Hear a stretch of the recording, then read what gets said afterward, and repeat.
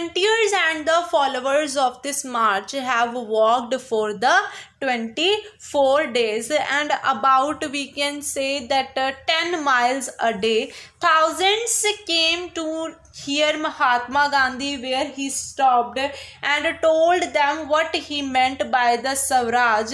And on 6th April, he reached Dandi, and the ceremonially violated the law by manufacturing the salt by boiling the sea water. This was the beginning of the civil disobedience movement. Thousands in different parts of the country thousands of the people broke the salt law and manufactured salt in front of the government salt factory. As a movement spread, foreign clothes were boycotted, liquor shops were picked up, peasants refused to pay the revenue, and in many places forest people have also violated the forest law. Worried by the development, the colonial government began arresting the Congress leader one by one. When this British government saw that each and everyone is now influenced by the Congress leaders and supporting the Mahatma Gandhi, they started the arresting the Congress leader. So on April 1930, in April 1930, they have arrested Abdul Ghaffar Khan. Okay, they arrested Abdul Ghaffar Khan, and after the 1 month, after 1 month, Mahatma Gandhi was also arrested. An angry crowd have came to the streets of the Peshawar, and police have done fire on that. So many were killed during this firing.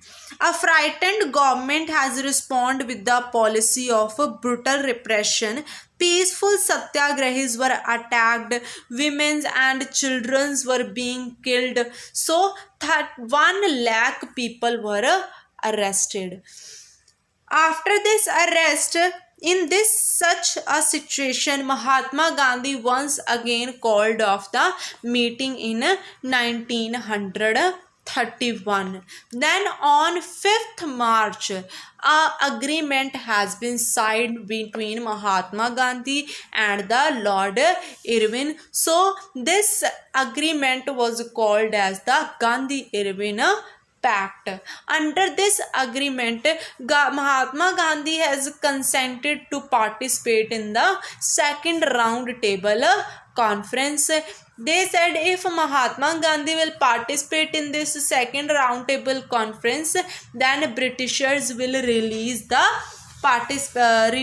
prisoners, to the leaders, those to whom they have arrested in April 1930.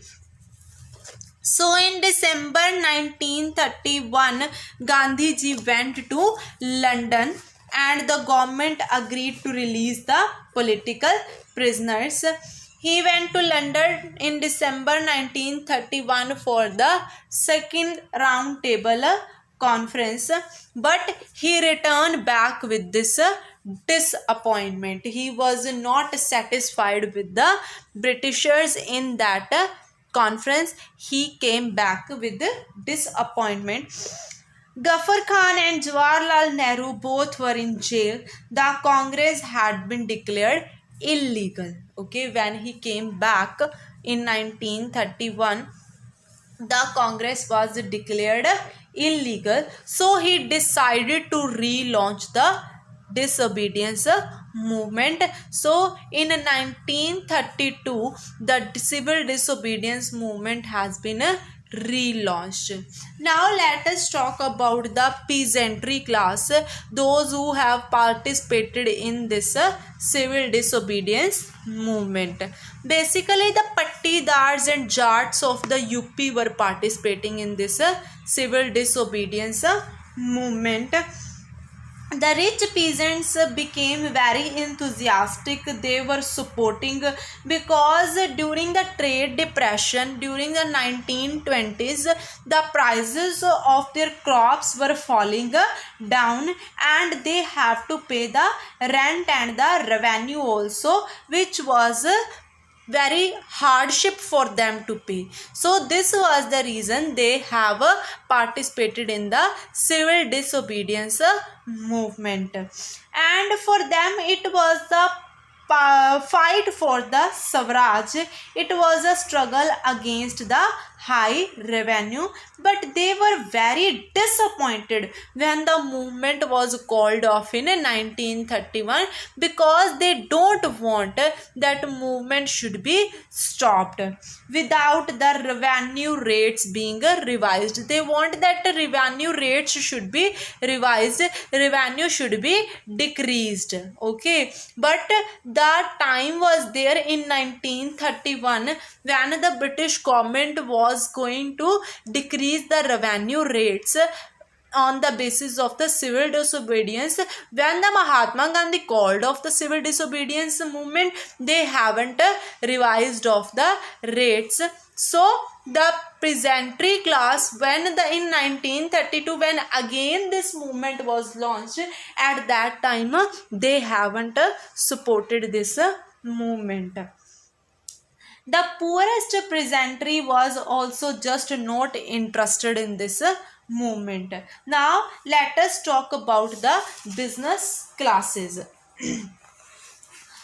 Business classes after the during the First World War, Indian merchants and industrialists had made a huge profit. They became very powerful. Now they were having a keen to expand their business. Now they were reacting against the colonial policies, and they have restricted the business activities.